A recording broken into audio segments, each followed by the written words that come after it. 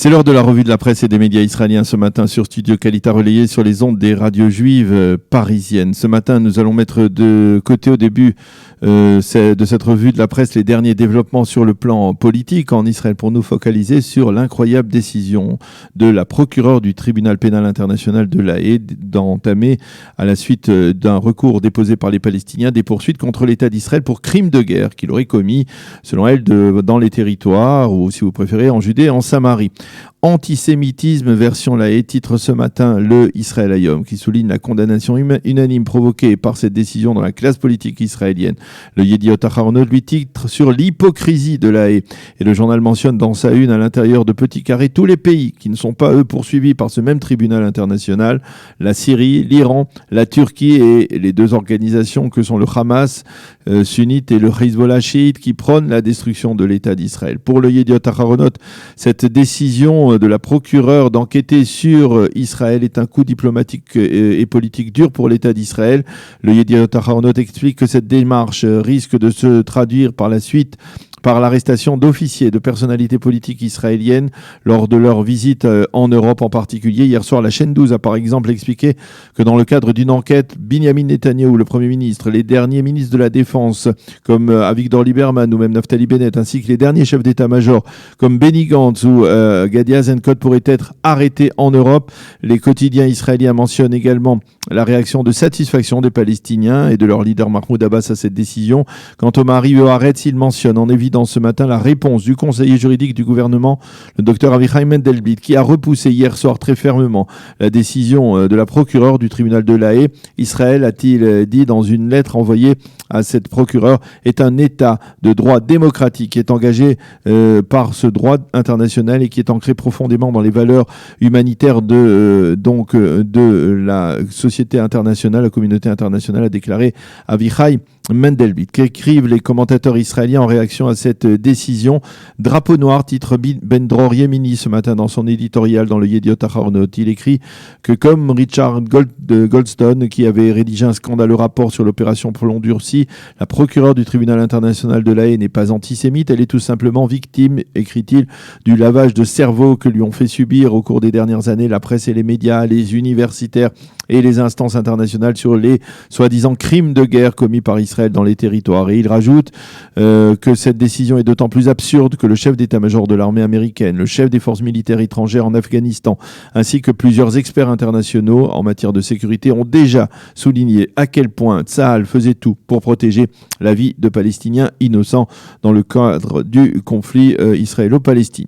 Dans le Israël Hayom, Yoav Limor, l'expert militaire du quotidien, indique que dans le monde de la justice, la Cour suprême israélienne possède un renom important qui lui permet d'avoir une influence également sur le tribunal de La Haye. Par conséquent, écrit-il, ceux qui entendent affaiblir en Israël la Cour suprême doivent savoir qu'au bout du compte, ils vont affaiblir l'État d'Israël, justement face à ce tribunal international de La Haye. Eldad Beck, toujours dans le Israël Hayom, parle du tribunal de La Haye comme d'un tribunal purement antisémite. Et il rappelle que la première fois qu'un tribunal international s'est réuni, c'était à Nuremberg pour juger les dignitaires nazis responsables de la Shoah. 75 ans plus tard, c'est l'État juif qui est montré du doigt pour crime de guerre par le tribunal international de La Haye. Et si les juges de ce tribunal devaient effectivement condamner Israël pour cela, eh bien, ce serait là la plus historique des faillites du monde de la justice à travers le monde. Donc écrit ce matin Eldad Beck dans son éditorial, dans son analyse dans le Israël Hayom. D'autres titres dans la presse israélienne de ce matin, avec un nouveau développement dans la saga politico-juridique autour de la nomination du procureur de l'État en Israël. Orly Ben-Ari Ginsberg, qui a été désigné la semaine dernière à ce poste par le ministre de la Justice, Amir Ohana, a décidé de jeter l'éponge et de renoncer à cette fonction. Il y avait une atmosphère de chasse aux sorcières dans le système depuis ma nomination, a-t-elle écrit dans une lettre adressée au ministre de la Justice. Quant au ministre, justement, Amir Ohana, il a déploré cette décision en affirmant que la juriste avait fait l'objet de pressions extrêmement lourdes et que ces pressions l'ont conduit à renoncer. Mais désormais, expliquent les quotidiens israéliens, le ministre et le conseiller juridique du gouvernement devront s'asseoir ensemble pour trouver un candidat consensuel sur lequel ils sont capables de s'entendre. Tovat Simouki, dans le Yediot Aharonot, commente ces derniers développements et affirme que le ministre Amir Ohana a beau prétendre que la loi lui donne le droit de nommer le procureur de l'État, il doit comprendre qu'en cette période extrêmement sensible, il n'est pas normal que l'homme désigné par Benyamin Netanyahou à la tête du ministère de la Justice puisse désigner celui qui sera amené à présenter les chefs d'inculpation contre le Premier ministre devant un tribunal. Sur le plan politique, la semaine sera déterminante puisqu'elle se terminera jeudi par les élections primaires pour la présidence du Likoud et les déclarations incendiaires des candidats Netanyahou et Sahar se poursuivent. Le Yediot Ahronoth cite Gideon Sa'ar qui répète que Benyamin Netanyahou sera le prochain chef de l'opposition car il n'a aucune chance de former un gouvernement au lendemain des élections du 2 mars prochain, tandis qu'un proche du Premier ministre affirme que Gideon Sa'ar va regretter ou doit regretter le moment où il a décidé de se lancer dans une telle aventure. Les quotidiens israéliens mentionnent également ce matin le rapprochement entre le foyer juif et le parti de droite religieux radical Otzma Yehudit. Le Rav Peretz et Itamar Ben-Gvir ont décidé en effet vendredi de former une liste commune. Et le Rav Peretz a déclaré que cette union était celle qui allait sauver la droite israélienne. Ben-Gvir devrait se retrouver dans cette liste commune en 3e position, derrière le Rav Rafi Peretz et derrière le ministre des Transports Betzalel Smotrich. Les quotidiens israéliens nous fournissent ce matin des données intéressantes justement sur la Aliyah. Il s'avère que plus d'250,000 d'Olim ont fait leur Aliyah en Israël durant cette décennie, dont 38 000 de France. La France se classe ainsi au second rang des pays d'Aliyah après la Russie. C'est un record puisque ces 38 000 Olim représentent un tiers de l'Aliyah de France depuis la création de l'État d'Israël. Par ailleurs, l'année 2019 qui se termine est aussi une année record pour l'Aliyah puisque 34 000 Olim ont fait leur Aliyah durant cette année 2019.